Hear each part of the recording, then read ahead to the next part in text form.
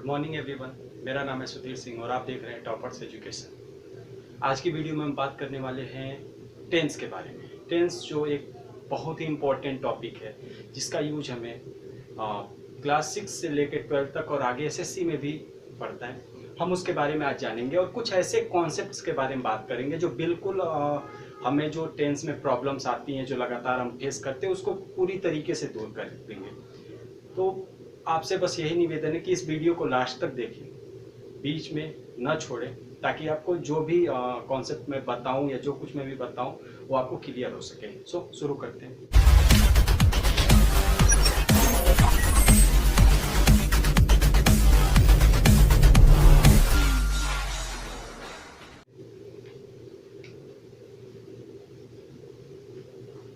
First of all, what is tense? Tense है क्या? जो ये नेम है TENSE, इसी में पूरा का पूरा टेंस है। अगर हम इस चीज को समझ गए, इसकी डिफिनीशन को समझ गए, तो टेंस की लगभग प्रॉब्लम्स को खत्म कर सकते हैं। और ये फिर जो हमें जो इतने रूल्स होते हैं टेंस में, चाहे वो हम इंडेफिनिट की बात करें, कॉन्टिन्यूअस की बात करें, परफेक्ट की बात करें, परफेक्ट कॉन्टिन्यूअस की, या फिर तीनों टेंसेज में चले, प्रेजेंट, पास्ट, फ्यूचर में, वो जितने भी रूल्स बनते हैं उसको हमें फिर याद करने की जरूरत न पड़ेगी। हम सिर्फ और सिर्फ एक बार उसको समझ ले, फिर आगे की सारी प्रॉब्लम अपने आप खत्म हो जाएंगी। तो सबसे पहले समझते हैं कि टेंस होता क्या है। यहाँ पे मैं कुछ एग्जांपल्स लिखता हूँ। जनरली पहले डिफिनीशंस बताई जाती है, फिर एग्जांपल क्रिएट करा जाता है। मैं पहले कुछ एग्जांपल लिखता हूँ और उस एग्जांपल की मदद से हम समझेंगे कि टेंस होता क्या है।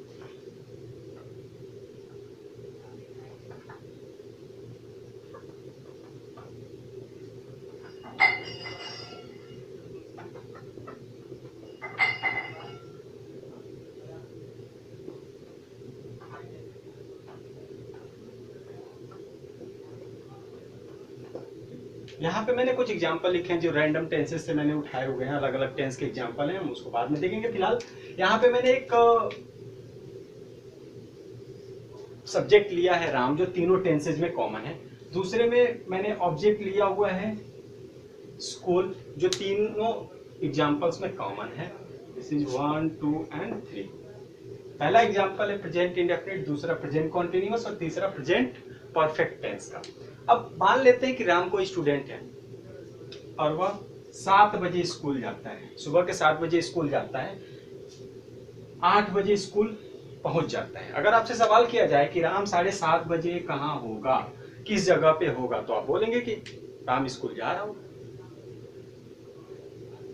बस अगर इन तीनों एग्जांपल्स पे हम ध्यान दें तो यहाँ पे एक चीज क्लियर होती है कि ये जो हमने टाइम लिखा, 3 डिफरेंट टाइम लिया और यहाँ पे हमने 3 एग्जांपल लिया। इस टाइम के साथ इस तीनों एग्जांपल में क्या बदल रहा है? सब्जेक्ट बदला? नहीं। ऑब्जेक्ट बदला? नहीं। क्या वर्ब बदली? हाँ। इस टाइम के साथ इस वर्ब में चेंजेस हुए हैं। आप देख सकते हैं कि 7 बजे राम जो सब्जेक्ट है वो वहां पे स्कूल जाता है, 7:30 बजे जा रहा है और 8 बजे पहुंच गया। मतलब हम कह सकते हैं कि 7 बजे हमारी जो हेल्पिंग वर्ब थी वो indefinite, main verb helping verb indefinite में हमारा टेंस था, दूसरा कंटिन्यूअस में गया और तीसरा परफेक्ट में गया। मीन्स इस टाइम के साथ ये वर्ब बदल रही है। Tense is all about this. The relation between time and verb is called as tense. यहां से आप देख सकते हैं कि टाइम के साथ जो वर्ब का रिलेशन है वही टेंस कहलाता है। द रिलेशन बिटवीन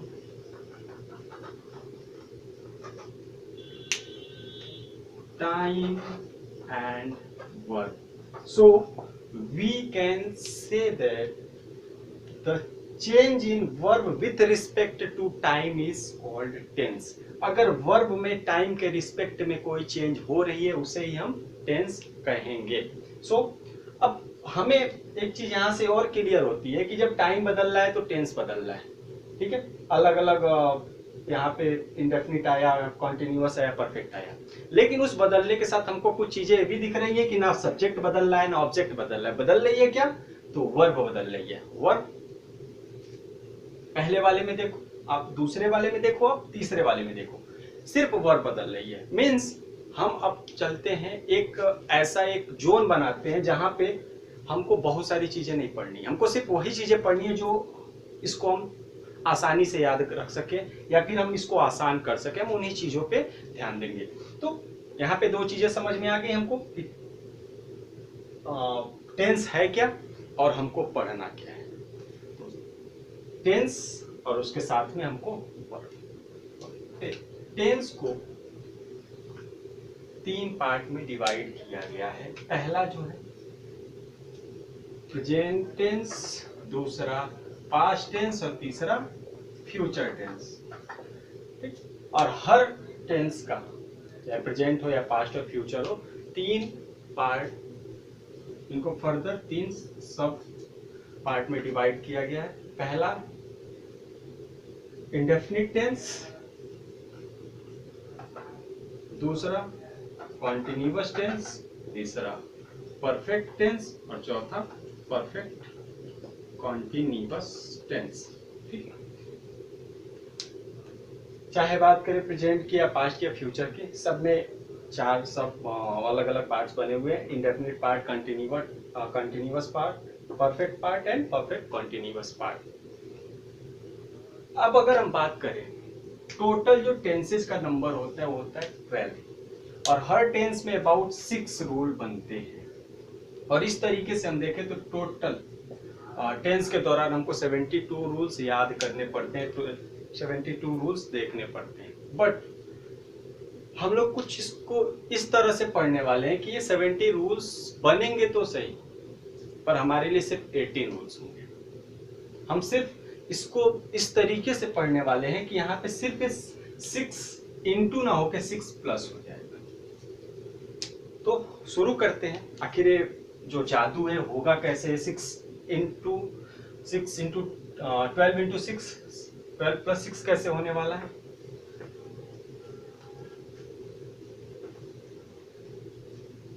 ये जो मल्टीप्लिकेशन का साइन है इसको हटाने के लिए, इसकी जगह प्लस लाने के लिए अब हमको कुछ बेसिक्स की बात करनी होगी, जो टेंस के पहले हम जब कोई पर्टिकुलर एक टेंस उठाएं उसके पहले हम देखेंगे। तो चलते हैं बेसिक्स की बात करते हैं।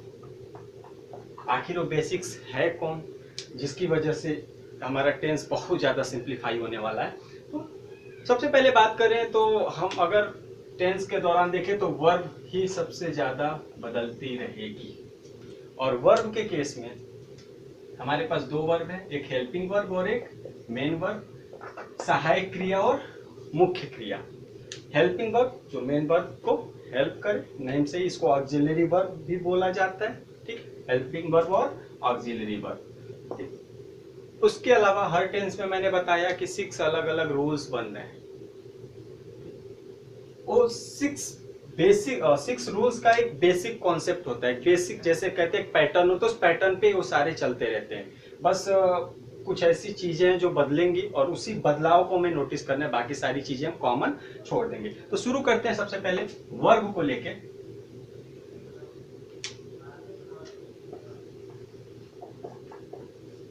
वर्ब में हम बात करते हैं हेल्पिंग मेन वर्ब की। हेल्पिंग वर्ब हम बाद में देखेंगे, मेन वर्ब की बात करते हैं। तो यहाँ पे एक चीज पूरे टेंस में जब हम अलग अलग 12 टेंसेज देखेंगे वहां पे देखेंगे कि जितने कंटिन्यूअस टेंसेज होते हैं, जितने कंटिन्यूअस, चाहे वो प्रेजेंट कंटिन्यूअस हो या पास्ट कंटिन्यूअस हो या फ्यूचर कंटिन्यूअस हो, सबकी जो हेल्पिंग वर्ब मेन वर्ब होती है वो आईएनजी फॉर्म में होती है। मीन्स वर्ब में हमको आईएनजी ऐड करना है। फॉर एग्जाम्पल अगर कहीं पे गो है तो उसमें हमको आईएनजी लगाना है, दैट इज गोइंग। अगर कहीं पे डू है तो उसमें हमको आईएनजी ऐड करना है, डूइंग। ठीक है, this is the 4th form of the verb.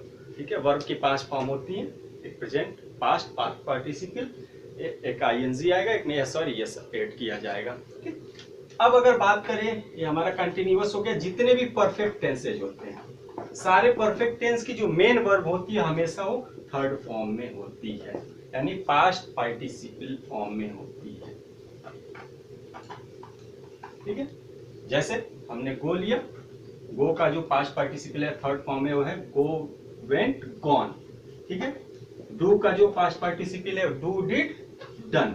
तो हमेशा परफेक्ट टेंस जब आएगा तो हम मेन वर्ब वहां पे किस फॉर्म में रखेंगे, थर्ड फॉर्म में। टेंस के दौरान हमेशा परफेक्ट टेंस जो होगी और वहां पे मेन वर्ब परफेक्ट टेंस में थर्ड फॉर्म में होगी और कंटिन्यूअस टेंस में हमेशा आईएनजी फॉर्म में होगी। तीसरा जो हमारे पास है perfect continuous tense. Perfect continuous में जो मेन वर्ब होती है वो हमेशा वर्ब प्लस आईएनजी यानी वर्ब की फोर्थ फॉर्म लगनी है, ठीक है। यहां भी जो मेन वर्ब होगी हमेशा वर्ब की फोर्थ फॉर्म यूज करी जाएगी। जैसे हमने गो लिया, इसमें आईएनजी ऐड करा, गोइंग, डू आईएनजी ऐड करा, डूइंग, ठीक है। मतलब जो भी हमारी वर्ब आएगी उसमें हमको आईएनजी अगर हम लगा दे तो कंटिन्यूअस, चाहे वो परफेक्ट कॉन्टिन्यूअस हो या कंटिन्यूअस सिंपल कॉन्टिन्यूअस हो, उसकी हेल्पिंग वर्ब बन जाएगी।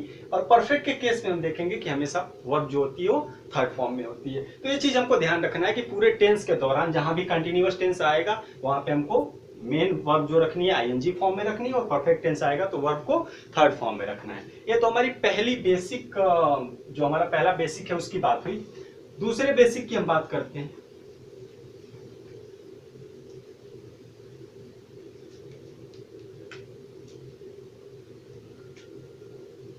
Position of not. नॉट की पोजीशन क्या होगी पूरे टेंस के दौरान, चाहे वो इंट्रोगेटिव सेंटेंस की बात करें या निगेटिव सेंटेंस की बात करें या इंट्रोगेटिव निगेटिव सेंटेंस की बात करें। अगर हम देखेंगे नॉट की पोजीशन तो एक फिक्स पोजीशन होती है नॉट की पूरे टेंस के दौरान, और वो चीज हम देखते हुए चलेंगे। हम एक जब हम पर्टिकुलर टेंस की बात करेंगे तो एक एक टेंस के दौरान हम देखते चलेंगे कि नॉट की पोजीशन हो वहां पे है क्या। यहाँ पे मैं सीधे तौर पे बता दे रहा हूं, not always occupies third position, ठीक है। बड़ी इंटरेस्टिंग सी चीज है, चाहे कोई भी टेंस आ जाए, चाहे वो प्रेजेंट हो, पास्ट हो, फ्यूचर हो, चाहे वो हम इंडेफिनिट की बात करें, कंटिन्यूअस की बात करें, चाहे परफेक्ट की बात करें या परफेक्ट कॉन्टिन्यूअस की बात करें। हम बात करें निगेटिव की या इंट्रोगेटिव निगेटिव की, नॉट की हमेशा पोजीशन जो होती है स्ट्रिक्टली थर्ड होती है। हमेशा वो नॉट जो आएगा थर्ड पोजीशन पे ही होगा और इसको हम एक एक टेंस के दौरान देखेंगे कि नॉट की पोजीशन हमेशा थर्ड प्लेस पे ही रहेगी, ना फोर्थ होगी ना सेकेंड होगी। इस बात का ध्यान रखना है कि नॉट हमारे लिए नॉट की प्रॉब्लम खत्म होने वाली है। मीन्स हम निगेटिव और इंट्रोगेटिव निगेटिव सेंटेंस को बिल्कुल एक तरह से देखें तो खत्म हो जाएगा। वहां पे सिर्फ हमको चेंजेस बस देखने होंगे, क्या हमको कैसे क्या करना है, क्या ऑर्डरिंग रखनी है। बाकी निगेटिव और इंट्रोगेटिव सेंटेंस का अपने आप में कोई अब यहाँ पे मतलब नहीं रह जाएगा जब इस चीज को हम क्लियर कर लेंगे। अभी आगे मैं कुछ जब टेंस पढ़ाऊंगा वहां पे इसको मैं डिटेल में बता दूंगा। जो इसके बाद तीसरी और इम्पोर्टेंट चीज है वो है एक basic structure. Basic structure of sentence in tenses. हर टेंस में ये सेंटेंस का जो बेसिक स्ट्रक्चर होता है वो हमेशा सेम होता है, एक सेम पैटर्न पे वो देखा जाता है। अगर बात करें अफर्मेटिव की बात करें, इंट्रोगेटिव की बात करें, निगेटिव की बात करें, इंट्रोगेटिव निगेटिव की, सब में इसका पैटर्न जो होता है वो सेम होता है, ठीक। तो बेसिक स्ट्रक्चर की बात करते हैं। बेसिक स्ट्रक्चर में अगर हम बात करें अफर्मेटिव की, अफर्मेटिव सेंटेंस की, यहाँ पे मैं सारे टेंसेस की एक साथ बात कर रहा हूं। मैं यहाँ पे किसी भी पर्टिकुलर टेंस के लिए कोई रूल नहीं दे रहा हूँ, सारे टेंसेस के लिए कॉमन रूल है। अगर बात करें अफर्मेटिव सेंटेंस की, अफर्मेटिव सेंटेंस में एक सेंटेंस का स्ट्रक्चर कैसा होगा, सबसे पहले सब्जेक्ट आएगा, सब्जेक्ट के बाद हेल्पिंग वर्ब आएगी, हेल्पिंग वर्ब के बाद मेन वर्ब आएगी, मेन वर्ब के बाद ऑब्जेक्ट आएगा, ऑब्जेक्ट के बाद अदर वर्ड या कॉम्प्लीमेंट्री वर्ड आएगा, दैट्स इट। अगर ये आपको पता है तो इससे आप किसी भी टेंस का अफर्मेटिव रूल बना सकते हैं। जैसे मैंने बोला कि हमें इंडेफिनिट का रूल बनाना है, तो इंडेफिनिट का रूल यहाँ पे से दो चीजें हमको चाहिए, हेल्पिंग वर्ब और मेन वर्ब। जैसे आप लोगों ने मैथ में देखा होगा, मैथ में हमको दे दिया जाता है x is equal to 2, y is equal to 2, then what is the value of x plus y। तो सिंपली हम क्या करते हैं, x की जगह 2 पुट करते हैं, y की जगह 2 पुट करते हैं और हमारा जो आंसर आता है 4 आता है। उसी तरीके से हमारा टेंस भी होने वाला है। हमको दी जाएगी हेल्पिंग वर्ब और मेन वर्ब, हर टेंस में अलग अलग हेल्पिंग वर्ब मेन वर्ब आएगी। हमको दिया जाएगा और कहा जाएगा कि अब इससे हमको रूल बनाना है। जैसे यहाँ पे मैंने बोला, मान लेते हैं कोई टेंस है जिसकी हेल्पिंग वर्ब हैज है और हैव है और मेन वर्ब जो है वो है थर्ड फॉर्म में है, ठीक। और अब इससे हमको रूल बनाना है। सिंपली हम क्या करेंगे, सब्जेक्ट लिखेंगे, फिर हेल्पिंग वर्ब की जगह हेल्पिंग वर्ब लिखा हैज और हैव, मेन वर्ब की जगह मेन वर्ब लिखा वर्ब की third form, object, other word and और कॉम्प्लीमेंट्री वर्ड।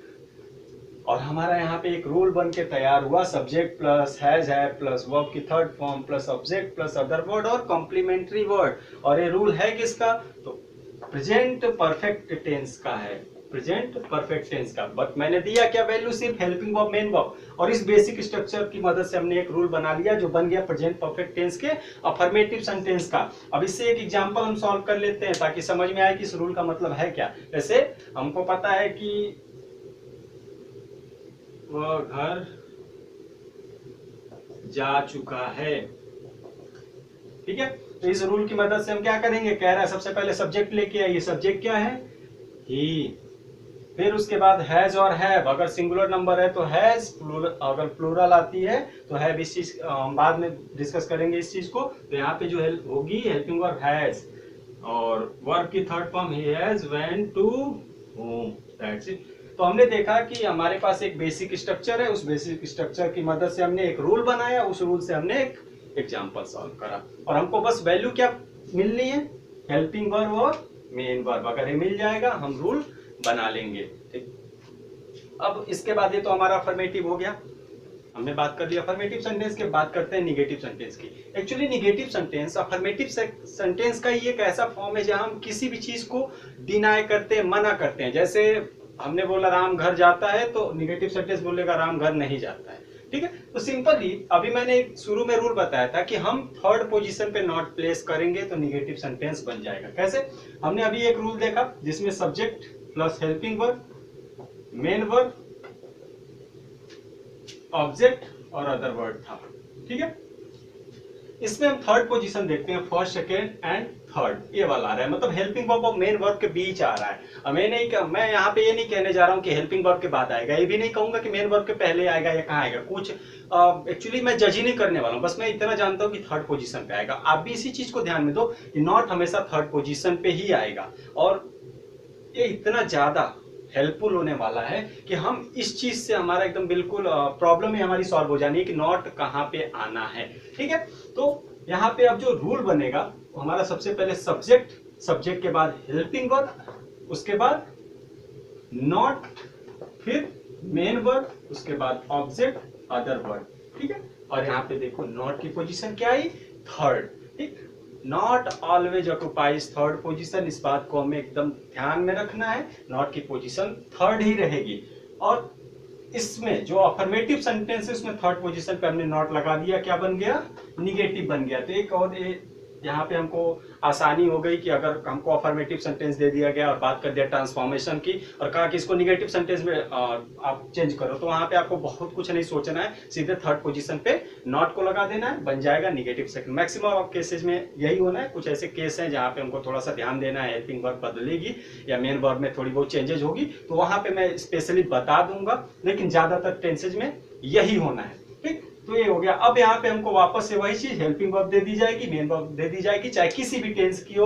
अगर हम यहाँ पे एग्जांपल ले लें तो हमको फिर से बोला गया हैज और हैव है हेल्पिंग वर्ब, और मेन वर्ब जो है वो वर्ब की थर्ड फॉर्म है। आप मतलब अब इससे कौन सा रूल बनेगा, किस टेंस का रूल बनेगा, तो एक्चुअली ये परफेक्ट टेंस की है। इससे रूल कैसे बनेगा, सब्जेक्ट हेल्पिंग वर्ब की जगह हमने हेल्पिंग वर्ब रखा, वो होगा हैज और हैव, मेन वर्ब और नॉट थर्ड पोजीशन पे छोड़ दिया, मेन वर्ब की जगह मेन वर्ब रखा, वर्ब की थर्ड फॉर्म, फिर ऑब्जेक्ट, फिर अदर वर्ड। और ऐसे हमको मिल गया निगेटिव सेंटेंस का रूल, प्रेजेंट परफेक्ट टेंस के निगेटिव सेंटेंस का रूल हमें मिल गया, ठीक। अब निगेटिव के बाद बात करते हैं हम इंट्रोगेटिव सेंटेंस की।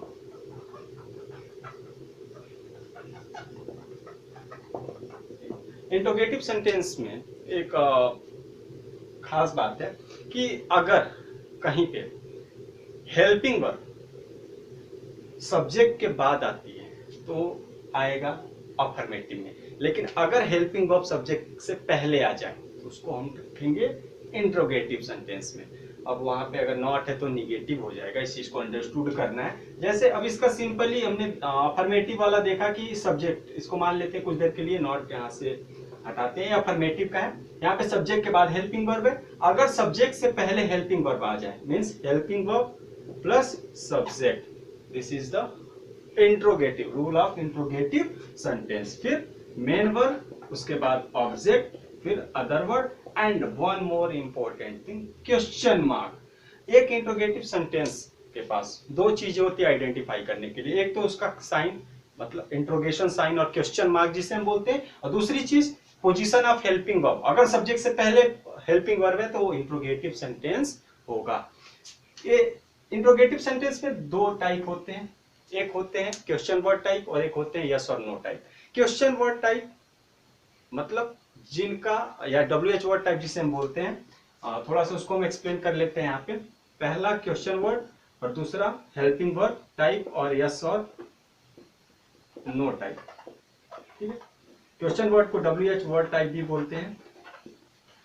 अब क्वेश्चन वर्ड टाइप में एक्चुअली है क्या, अगर कहीं पे क्वेश्चन वर्ड जैसे WH word what, when, why, which, who, इस तरह के कहीं वर्ड्स आते हैं तो हमेशा वो WH वर्ड या क्वेश्चन वर्ड टाइप कहलाएंगे, जिसको हम पढ़ते हैं डबल इंट्रोगेटिव टाइप। अभी तक हम लोगों ने इसको डबल इंट्रोगेटिव टाइप के नाम से भी जाना। और दूसरा है हेल्पिंग वर्ब टाइप, मीन्स जिसकी सिंपली शुरुआत हेल्पिंग वर्ब से हो रही हो, ऐसे यस और नो टाइप भी बोलते हैं। क्योंकि अगर कुछ ऐसे सवाल होते हैं जिसका जवाब हमें यस और नो में मिल जाता है, पर कुछ ऐसे सवाल होते हैं जिसका जवाब हमें यस और नो में नहीं मिल पाता है। जैसे मैंने कहा कि आपका नाम क्या है, तो आप इसका जवाब व्हाट इज योर नेम, इसका जवाब आप यस और नो में नहीं दे पाओगे। मैंने बोला व्हाट इज योर नेम, इसका जवाब आप यस और नो में नहीं दे सकते हो। लेकिन अगर वही मैंने पूछा is she going to market, क्या वह बाजार जा रही है, तो इसका जवाब आप हाँ या ना में दे सकते हो। हाँ वह बाजार जा रही है, नहीं वह बाजार नहीं जा रही है, आप बोल सकते हो। ठीक है, तो अगर कहीं पे जवाब हमें यस और नो में मिल रहा है तो उसको हम सिंपली बोलेंगे यस और नो टाइप। या फिर इसमें एक और चीज है, इसकी शुरुआत किससे हुई है, हेल्पिंग वर्ब से, तो इसे हम बोल सकते हैं हेल्पिंग वर्ब टाइप। लेकिन यहाँ पे शुरुआत हमको यस और नो में नहीं मिल रहा है तो इसे यस और नो टाइप हम नहीं बोलेंगे, लेकिन इसकी शुरुआत WH वर्ड से हुई है तो इसे WH वर्ड या क्वेश्चन वर्ड टाइप बोलेंगे। तो अब इंट्रोगेटिव सेंटेंस में हमारे पास दो फॉर्म आ गए।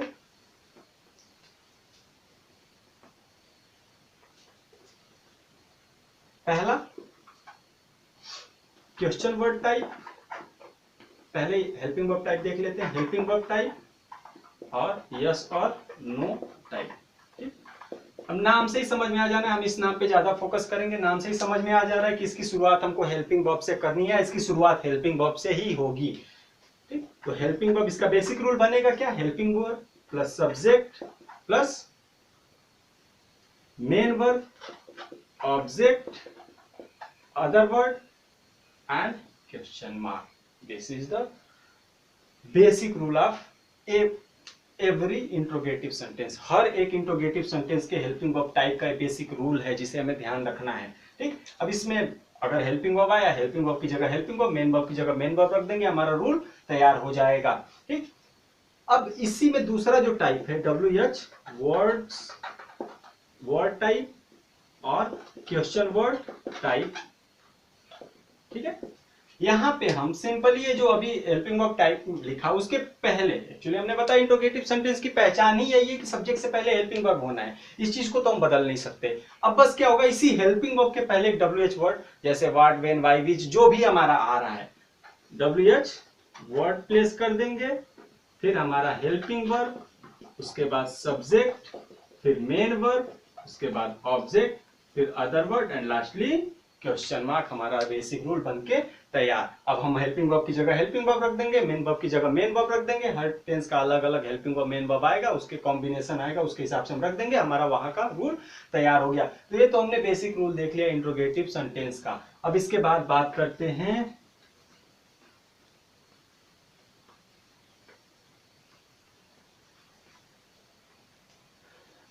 लास्ट टाइप इंट्रोगेटिव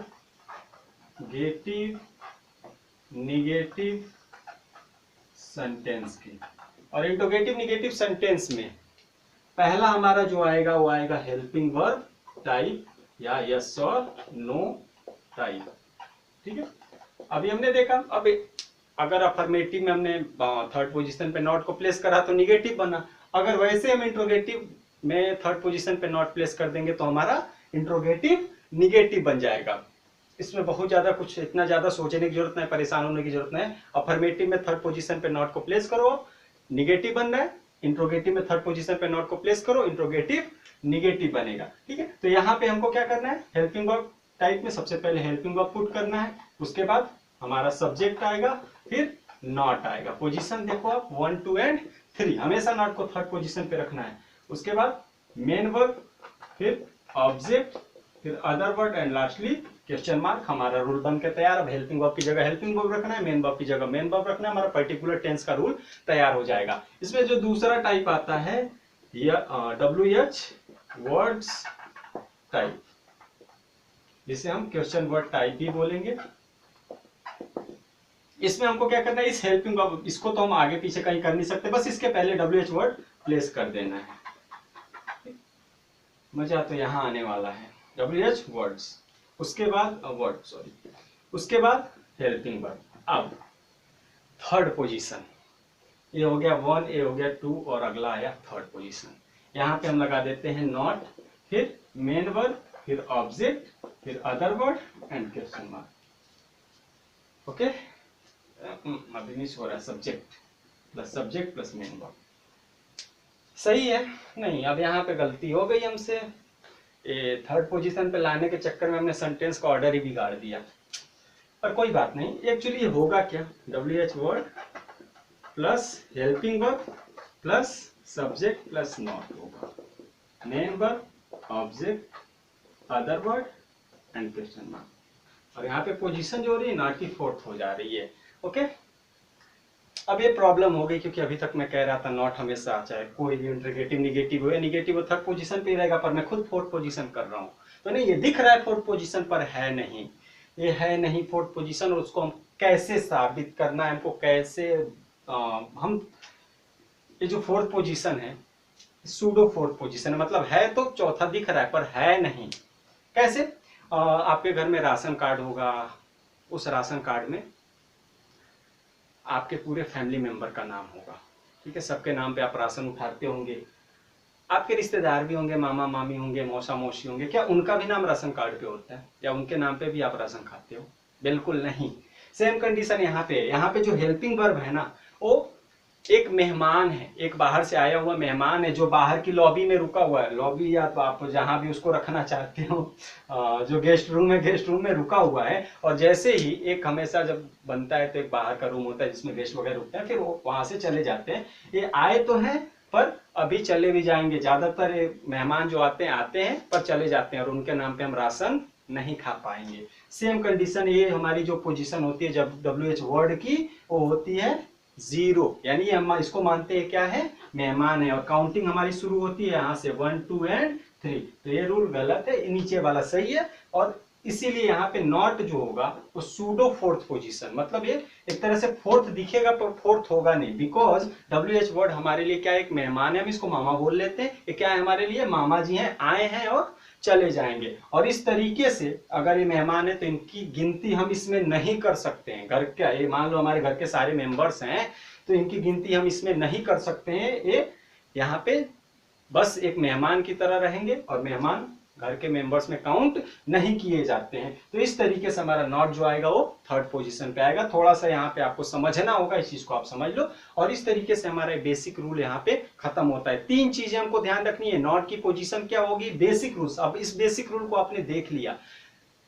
अब जब हम पर्टिकुलर एक एक टेंस की बात करेंगे, चाहे इंडेफिनिट, कंटिन्यूअस, परफेक्ट कॉन्टिन्यूअस या फिर प्रेजेंट, पास्ट, फ्यूचर में हम चलें, तो वहां पे मैं एक एक की हेल्पिंग वर्ब और मेन वर्ब को स्पेसिफाई करूंगा कि यही हेल्पिंग वर्ब यहाँ पे क्यों यूज हो रही है या फिर इसके पीछे रीजन क्या है। एक्चुअली कुछ ऐसी हेल्पिंग वर्ब है जो शुरू में जो मतलब वहां पे हम कोई लॉजिक नहीं लगा सकते या सिंपली हमको समझ लेना होगा कि यहाँ होगी, लेकिन बाकी मैक्सिमम हेल्पिंग वर्ब में आपको दिखेगा कि वो लॉजिकल बनाई गई है, वहां पे उस चीज को बनाया गया है। ठीक है, तो सो थैंक यू, आज के लिए इतना काफी है। नेक्स्ट वीडियो में मैं पर्टिकुलर एक एक टेंस को मैं उठाऊंगा, indefinite tense, continuous tense, perfect continuous tense, और हम उसको वहां पे पूरे डिटेल में पढ़ेंगे।